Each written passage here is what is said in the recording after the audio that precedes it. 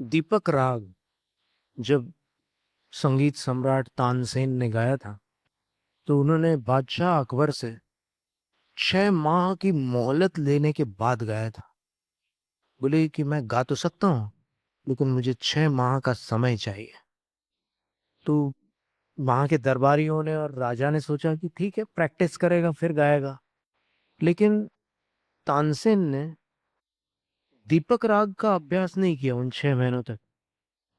उन्होंने अपनी पुत्री को और अपनी पत्नी को मेघ मल्हार राग का अभ्यास कराया और इतना अद्भुत अभ्यास कराया कि गाते ही साथ वर्षा प्रारंभ हो जाए।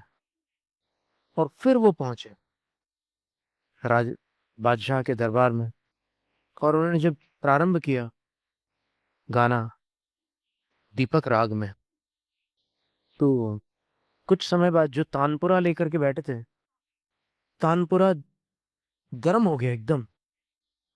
और आसपास जो बुझे हुए दीपक रखे थे वो पट पट पट एक एक करके जलने लग गए।